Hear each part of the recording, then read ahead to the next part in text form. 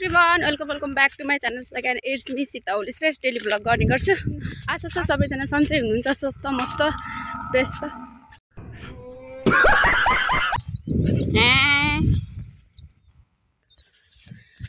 छोरो नभएको बेला भिडियो बनाउने वातावरणै छैन साथीहरु। लो आयो भैँसी, ओ माई गड भैँसी नाइ चाहिँ ओइ साथीहरु भिडियो बनाउने वातावरणै छैन। घरमा छोरा कराउने अनि कतै कतै जाँदाखेरि भैँसी कराउने बाख्रा कराउने यस्तै चाहिँ साथीहरु। म चाहिँ कुम्लो कटारो बोकेर चाहिँ लुगा फुटाउनु जाँदैछु। आज टेलरमा चाहिँ हेर्दै गर्नुहोस् होला है त। म आज के काम गर्छु, वातावरण छैन भिडियो बनाउनु मेरो। त्यही हो साथीहरु, म चाहिँ टेलरमा पनि आइसकेँ। टेलरमा आएर लुगाहरू दिएको छु बनाउनुको लागि। अनि टेलरबाट घर जाँदा त साथीहरु छोरोको हालत त एकदमै नाजुक भएछ। घरमा बाख्रा आएछ हैन, अनि उ चाहिँ बाख्रा खेदाउनुलाई पछि जाने भएको बाख्राले ड्याम्मै हान्दैछ।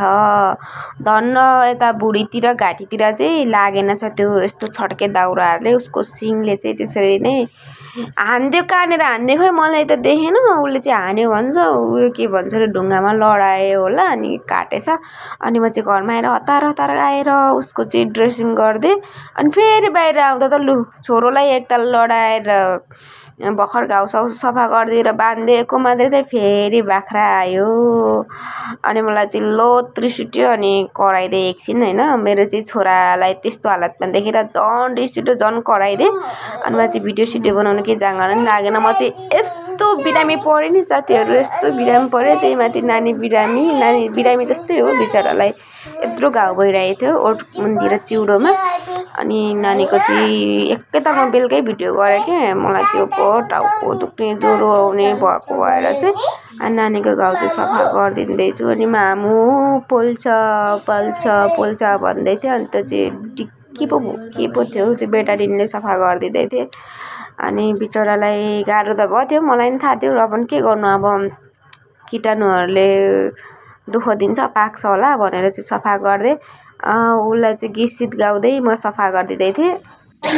अनि साथीहरु यो चाहिँ अब अर्को दिनको भिडियो हो। मैले चाहिँ 2 दिनको भिडियो अपलोड गरेको छु, किनभने अलिअलि क्लिप लिएर आएको थिएँ नि त। मलाई सन्चो नभएर मैले भिडियोहरू बनाएको थिइनँ। कति दिन भइसक्यो हजुरहरूलाई थाहा छ। अनि म बिराम भएदेखि थुप्रेको भाँडाहरू देख्न सक्नुहुन्छ हजुरहरूले। आज चाहिँ पानी पर्ला जस्तो भएको छ। आज बिहानै हैन पानी पनि पर्यो एकछिनमा। कस्तो भयो थियो कि चिसो मौसम। मलाई चाहिँ अहिले स्टिल अहिलेसम्म नै सन्चो छैन र म चाहिँ अहिलेसम्म नि रेस्ट गरिरहेको छु। म चाहिँ त्यति साह्रो तनाव लिन चाहन्न के। अहिले बिराम भएको बेला पनि जाँगरै छैन हौ साथीहरु।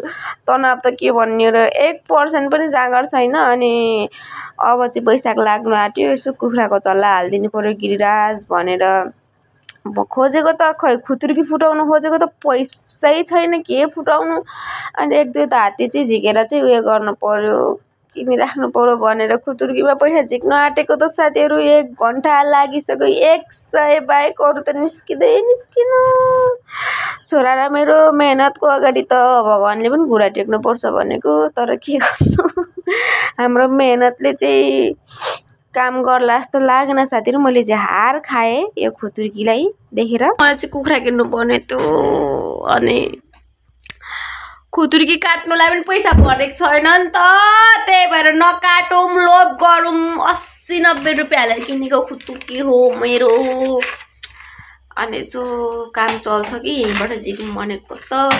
मैले हालेर चाहिँ यो कोइनहरू कि के भन्छ त्यो डलर पैसा पनि हालेको छु नि त।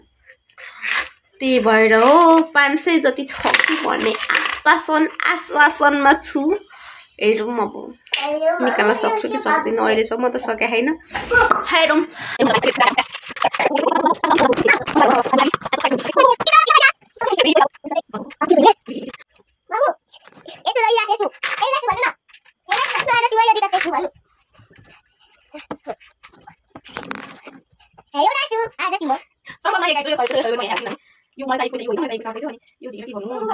जस्तो छैन, आज पानी पनि रह्यो हैन। अब मैले चाहिँ कति दिन भयो क्या साथीहरु भिडियो नबनाएको हैन। कति दिन भइसक्यो मैले भिडियो बनाएकै छैन। एडिट त के गर्ने हो र। त्यही मेरो चाहिँ यो खुतुर्कीको काम चाहिँ भएन। अब चाहिँ म के गर्छु, हेर्दै गर्नुहोस् होला है त अन्तिमसम्म। अनि पढेर चाहिँ यस्तो भएको छ राहट लाग्ने साथीहरू।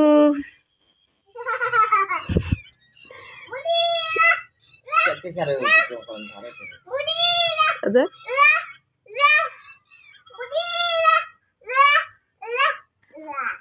साथीहरू म पैसा निकाल्न नसकेर थाकेर सुते हैन। भद्दा भयो नि म बिराम भएर यति सिकिस्तै बिराम भयो नि त साथीहरू। अनि यति भद्दा भएको छ मेरो जिउ। दबाईले होला सायद यता हिँड्दा पनि चक्कर लाग्छ उता हिँड्दा पनि टाउको दुखे जस्तो के हो के पुरै बोधो भएको छ। त्यही हो साथीहरू आजको भिडियो के कस्तो लाग्यो।